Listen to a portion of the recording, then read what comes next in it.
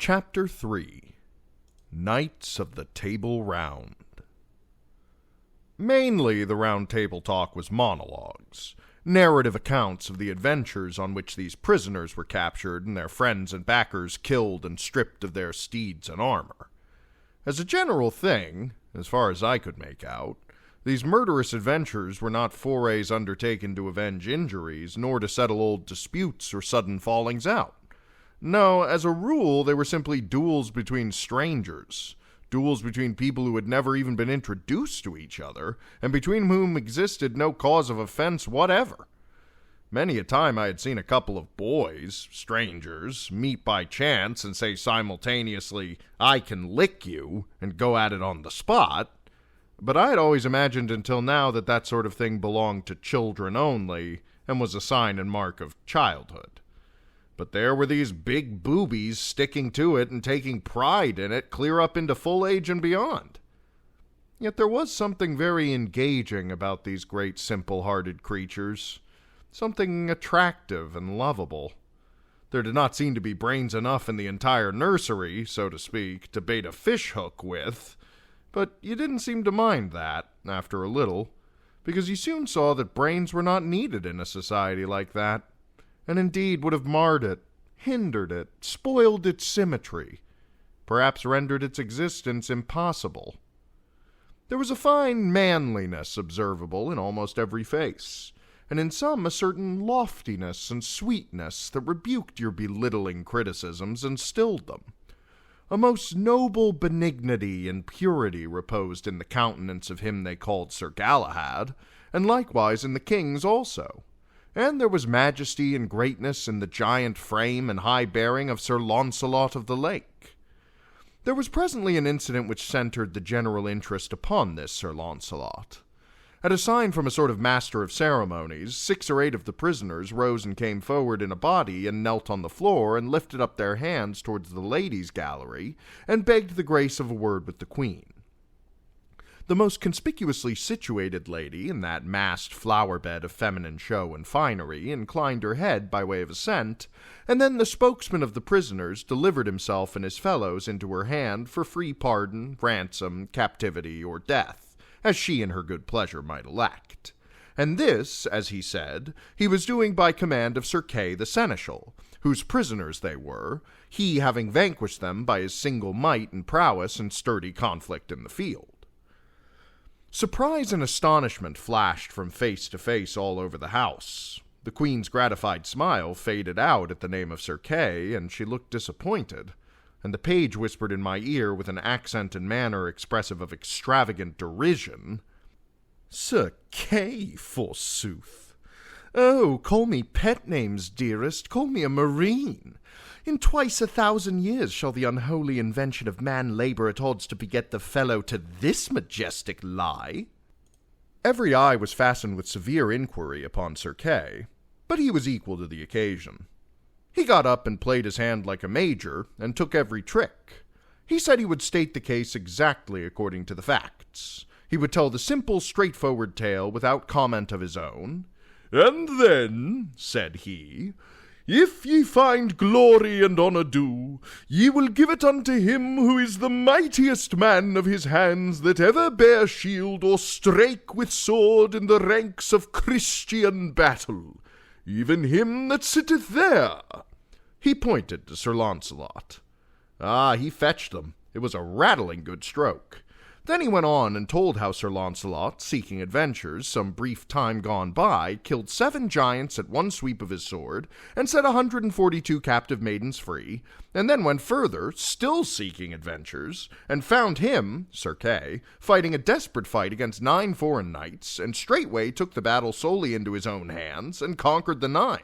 And that night Sir Launcelot rose quietly, dressed him in Sir Kay's armor, and took Sir Kay's horse, and gat him away into distant lands, and vanquished 16 knights in one pitched battle, and 34 in another. And all these, and the former 9, he made to swear that about Whitsuntide they would ride to Arthur's court and yield them to Queen Guinevere's hands as captives of Sir Kay the Seneschal, spoil of his knightly prowess. And now here were these 6, and the rest would be along as soon as they might be healed of their desperate wounds. Well, it was touching to see the Queen blush and smile, and look embarrassed and happy, and fling furtive glances at Sir Launcelot that would have got him shot in Arkansas, to a dead certainty. Everybody praised the valor and magnanimity of Sir Launcelot, and as for me, I was perfectly amazed that one man, all by himself, should have been able to beat down and capture such battalions of practiced fighters. I said as much to Clarence, but this mocking featherhead only said, "And Sir Kay had had time to get another skin of sour wine into him. Ye had seen the accompt doubled." I looked at the boy in sorrow, and as I looked I saw the cloud of a deep despondency settle upon his countenance. I followed the direction of his eye and saw that a very old and white-bearded man, clothed in a flowing black gown, had risen and was standing at the table upon unsteady legs, and feebly swaying his ancient head and surveying the company with his watery and wandering eye. The same suffering look that was in the page's face was observable in all the faces around, the look of dumb creatures who know that they must endure and make no moan. "Marry, we shall have it again," sighed the boy. "That same old weary tale that he hath told 1,000 times in the same words, and that he will tell till he dieth, every time he hath gotten his barrel full, and feeleth his exaggeration mill a-working. Would God I had died or I saw this day." "Who is it?" "Merlin, the mighty liar and magician. Perdition singe him for the weariness he worketh with his one tale. But that men fear him, for that he hath the storms and the lightnings, and all the devils that be in hell at his beck and call, they would have dug his entrails out these many years ago to get at that tale and squelch it. He telleth it always in the third person, making believe he is too modest to glorify himself. Maledictions light upon him, misfortune be his dole. Good friend, prithee call me for evensong." The boy nestled himself upon my shoulder and pretended to go to sleep. The old man began his tale, and presently the lad was asleep in reality. So also were the dogs, and the court, the lackeys, and the files of men-at-arms. The droning voice droned on. A soft snoring arose on all sides and supported it like a deep and subdued accompaniment of wind instruments. Some heads were bowed upon folded arms, some lay back with open mouths that issued unconscious music. The flies buzzed and bit, unmolested. The rats swarmed softly out from 100 holes, and pattered about, and made themselves at home everywhere. And one of them sat up like a squirrel on the king's head and held a bit of cheese in its hands and nibbled it, and dribbled the crumbs in the king's face with naive and impudent irreverence. It was a tranquil scene, and restful to the weary eye and the jaded spirit. This was the old man's tale. He said, "Right so the king and Merlin departed, and went until an hermit that was a good man and a great leech. So the hermit searched all his wounds, and gave him good salves. So the king was there 3 days, and then were his wounds well amended, that he might ride and go, and so departed.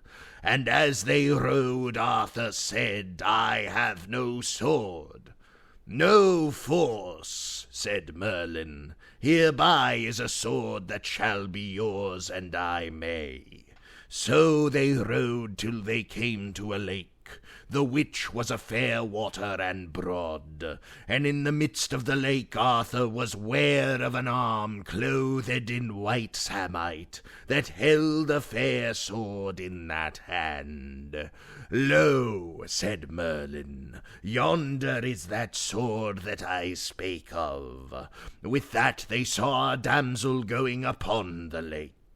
What damsel is that? Said Arthur. That is the lady of the lake, said Merlin, and within that lake is a rock, and therein is as fair a place as any on earth, and richly beseen. And this damsel will come to you anon, and then speak ye fair to her that she will give you that sword. Anon withal came the damsel unto Arthur, and saluted him, and he her again.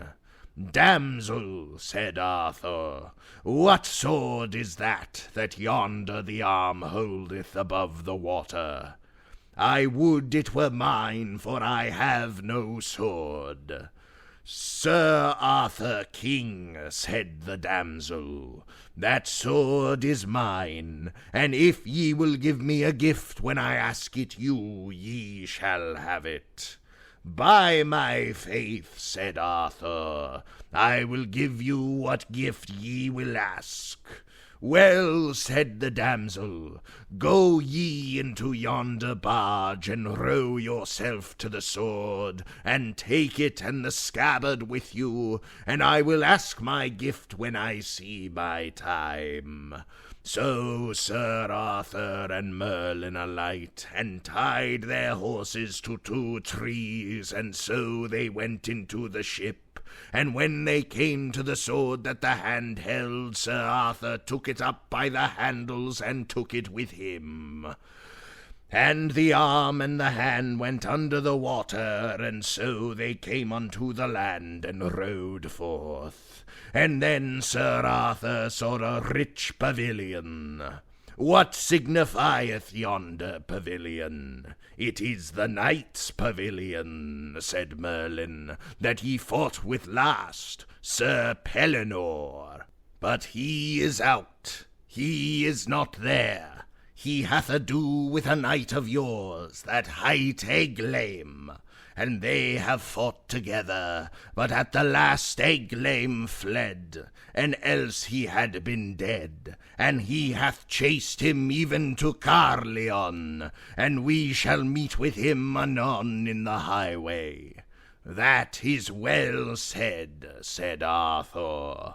"Now have I a sword, now will I wage battle with him, and be avenged on him." "Sir, ye shall not so," said Merlin, "for the knight is weary of fighting and chasing, so that ye shall have no worship to have ado with him.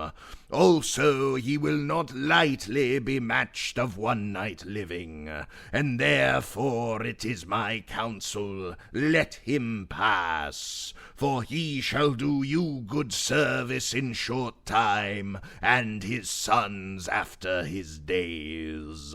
Also ye shall see that day in short space ye shall be right glad to give him your sister to wed. When I see him, I will do as ye advise me," said Arthur. Then Sir Arthur looked on the sword, and liked it passing well. "Whether liketh ye better," said Merlin, "the sword or the scabbard?" "Me liketh better the sword," said Arthur.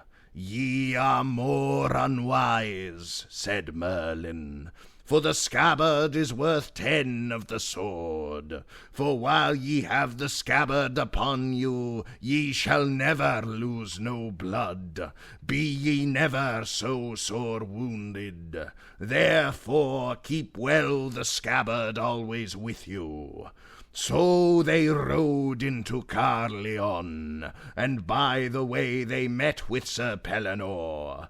But Merlin had done such a craft that Pellinore saw not Arthur, and he passed by without any words. "I marvel," said Arthur, "that the knight would not speak." "Sir," said Merlin, "he saw you not, for and he had seen you, ye had not lightly departed." So they came unto Carleon, whereof his knights were passing glad. And when they heard of his adventures, they marvelled that he would jeopard his person so alone.